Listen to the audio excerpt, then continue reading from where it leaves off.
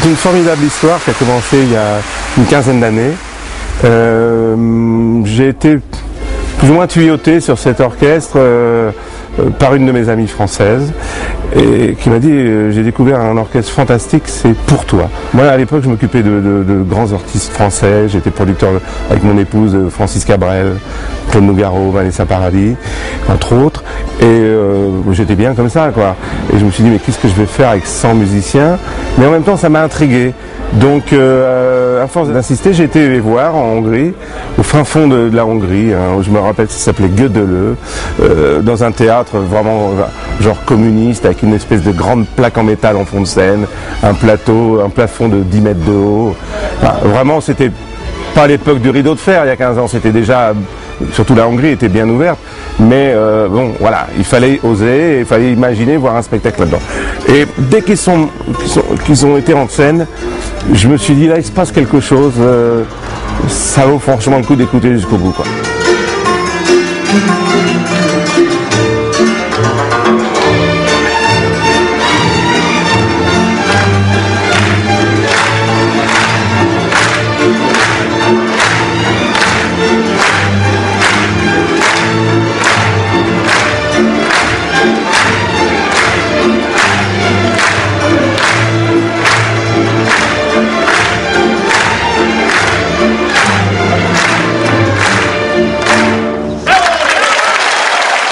En Hongrie, ils ont toujours représenté ce qui se fait de mieux dans la musique tzigane, ils ont toujours été très respectés, mais c'était uniquement en Hongrie, quoi. Ça n'avait pas franchi la frontière à quelques exceptions près. Il est évident que ces gens-là qui étaient dans leur pays, qui croyaient sincèrement à ce qu'ils faisaient, qui sont vraiment des gens qui ont une démarche authentique, qui sont absorbés par leur musique, ils ne savaient pas imaginer leur business. Donc pour moi j'étais la bonne fée qu'arrivée de l'Occident, il y avait encore l'image qui perdure je pense, à l'Occident il y a de l'argent etc. Donc ils se sont dit à quelle page il faut signer quoi, c'était pratiquement ça. Et puis moi, comme je suis un mec assez enthousiasmé, je leur ai communiqué ma passion et je leur ai expliqué mon projet et franchement ils ont signé les yeux fermés. Heureusement que j'étais quelqu'un d'honnête, mais j'aurais pu faire signer à cette époque-là n'importe quoi.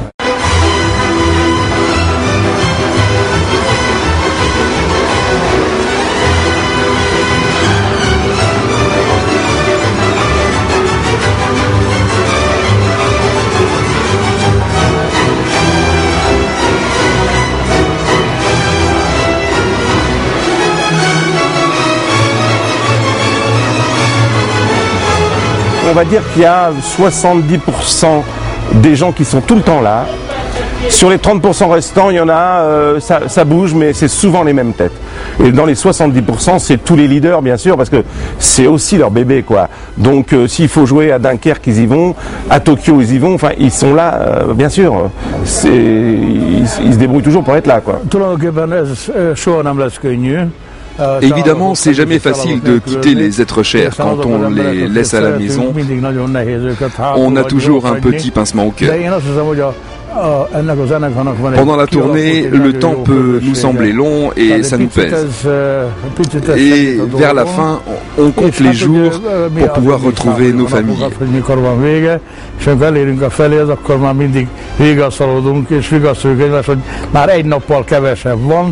Il est certain qu'il y a une vraie convivialité et une vraie complicité au sein de l'orchestre.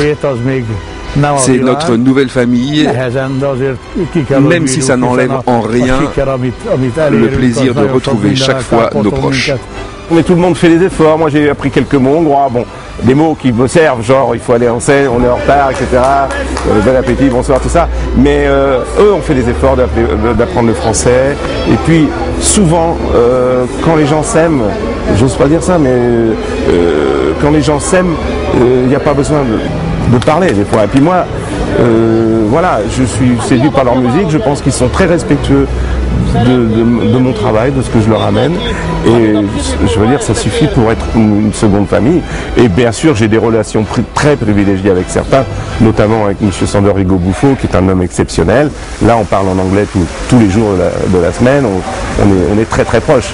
Je l'appelle mon frère et m'appelle son frère aussi, quoi. On est très proches.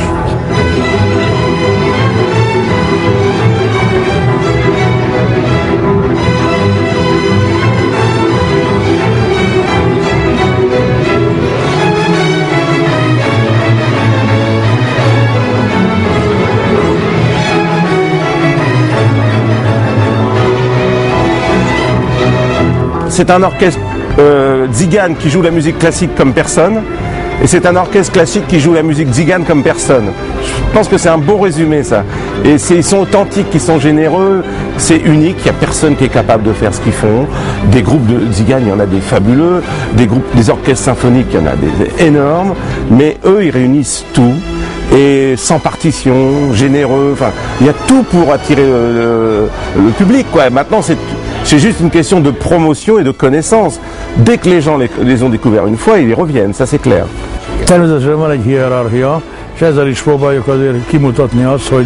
Dans la troupe, chaque musicien porte un gilet d'une couleur spécifique qui a une signification. Les gilets rouges, c'est pas péjoratif, représentent les petits soldats. Donc la majorité de l'ensemble. Après, on trouve les gilets bleus qui sont portés par les solistes de l'orchestre. Chaque personne qui porte ces gilets-là a donc un niveau d'importance plus élevé par rapport aux autres.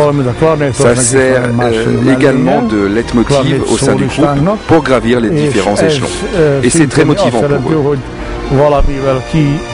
Vous avez pu observer que le soliste de cymbalum porte également un gilet d'une autre couleur, ainsi que le clarinettiste. Et vous pouvez observer également que Joseph Landvé et moi-même, nous portons des gilets noirs, ce qui, dans notre hiérarchie, est la distinction la plus élevée.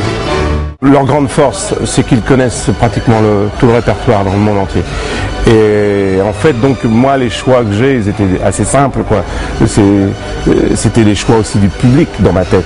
Donc j'ai pas été non plus chercher des titres injouables. Donc là-dessus, il y avait aussi une entente. Et puis surtout, j'ai tenu compte de leurs racines, de l'influence du classique dans toute la partie des Balkans, de la Hongrie, la région, voilà, leur culture. Les grands compositeurs classiques ont vécu à Budapest, qui se sont inspirés des tziganes.